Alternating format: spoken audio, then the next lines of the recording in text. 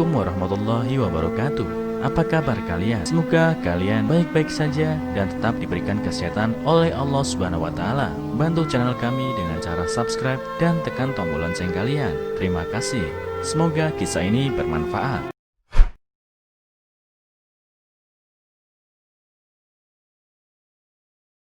Karena miskin, wanita ini dinikahi pria idiot kaya. Tak disangka di pasar, suaminya rela lakukan ini. Dikisahkan ada seorang pria idiot namanya Kyohu.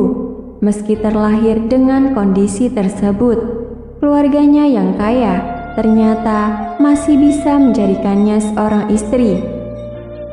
Pada hari pernikahannya, Kyohu dengan gemetar memeluk istrinya dan membawanya ke tempat tidur. Namun sang istri justru menangis karena keluarganya miskin. Dia terpaksa menikah dengan pria ini. Melihat istrinya menangis, Kyohu pun bertanya kepadanya, "Istriku, istriku, kenapa kamu menangis? Apa yang terjadi?" "Kyohu ya yang membuatmu marah?" tanyanya dengan nada khawatir.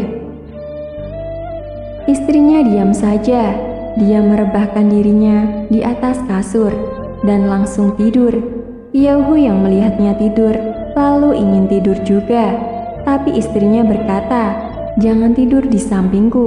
Meski kesal, tapi Kyohu tidak berani membantah karena takut istrinya kabur. Jadi dia pun tidur di sudut kamar.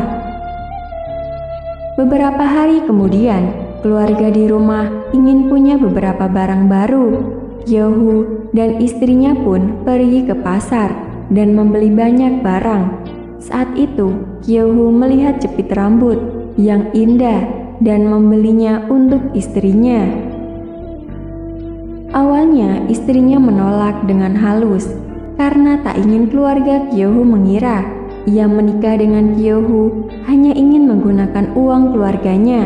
Tapi hal ini justru membuat Kyohu marah. "Kamu kan istriku, jadi harus berdandan secantik mungkin," katanya sambil menyelipkan jepit rambut itu ke rambut istrinya. Sepulangnya ke rumah, istrinya tidak lagi menyuruh Kyohu tidur di atas lantai seperti yang sudah-sudah. Sejak itu, Kyohu semakin baik kepadanya dan lambat laun dia pun sedikit demi sedikit mulai bisa menerima suaminya yang idiot itu. Suatu hari, mereka pergi untuk membeli sesuatu. Saat dalam perjalanan pulang, sekelompok orang mengganggu istrinya itu. Melihat istrinya diganggu sampai menangis, Kyohu segera menerjang ke para pengganggu itu dan adu jotos dengan mereka pun tak bisa terelakkan. Malangnya, salah satu pengganggu yang kesal kemudian mengambil pisau dan menikam Kyohu lalu kabur. Melihat Kyohu tergeletak di atas tanah dengan darah bercucuran, istrinya segera berlari ke sana dan memeluk Kyohu.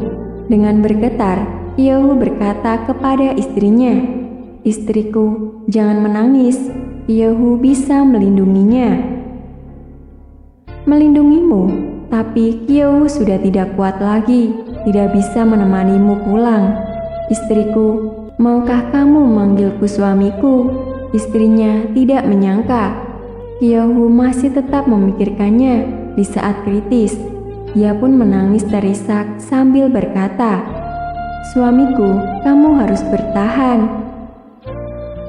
Kyohu akhirnya menghembuskan nafas terakhir sambil tersenyum. Dan gadis itu pun menjerit histeris di tengah isak tangisnya melihat Kyohu terbujur diam dalam pelukannya. Mungkin memang Kyohu idiot, mengorbankan dirinya untuk seseorang.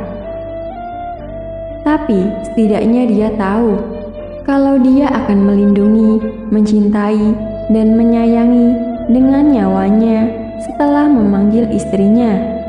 Mungkin sekarang kita semua punya pasangan masing-masing, memanggil dengan mesra, suamiku atau istriku.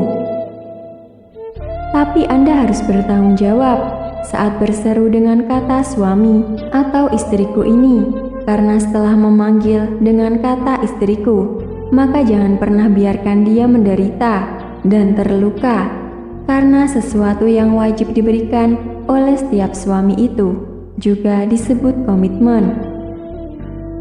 Suami adalah tangan kiri, istri adalah tangan kanan.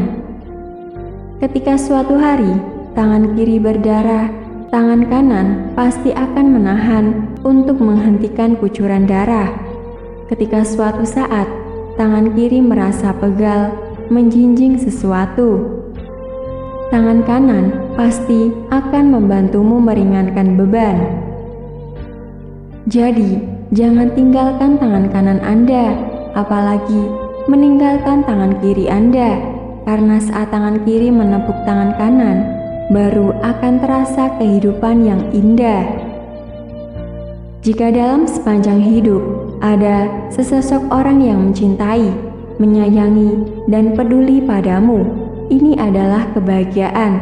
Lebih baik disayang satu orang daripada dikejar-kejar selaksa insan.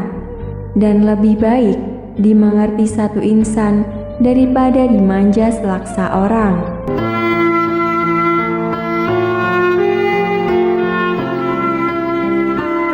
Assalamualaikum warahmatullahi wabarakatuh. Apa kabar kalian? Semoga kalian baik-baik saja dan tetap diberikan kesehatan oleh Allah Subhanahu wa Ta'ala. Bantu channel kami dengan cara subscribe dan tekan tombol lonceng kalian. Terima kasih. Semoga kisah ini bermanfaat.